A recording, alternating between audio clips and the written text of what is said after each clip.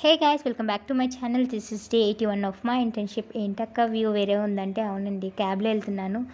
మనం చేసే వర్క్కి క్యాబ్ అవసరమా అని కూడా అనుకోవచ్చు, కానీ తప్పలేదు.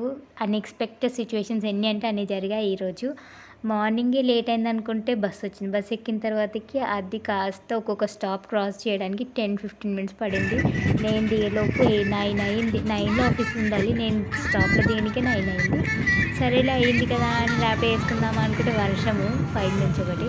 రెయిన్ కోట్ ఉంది, అడ్జస్ట్ అవుదామా అంటే ఇంకో అక్క కూడా ఉంది. సరే అక్కతో కలిసి వెళ్దామని ఇద్దరం ఆటో ట్రై చేసుకున్నాము. అది రాలేదు. సరే బైక్ చేద్దామంటే టైం తీసుకుంటుంది. లాస్ట్కి క్యాబ్ దిక్కయింది. క్యాబ్ బుక్ చేసుకొని వెళ్ళిపోయాము. అయినా చక్కగా తీసుకుపోతారా అంటే తిప్పి తిప్పి తీసుకుపోయాను ఆయనకు తెలిసిన రూట్లో. అట్లీస్ట్ 9:30 అన్నా వెళ్ళిపోయాము. అలో చేశారు ఆఫీస్లో అయితే.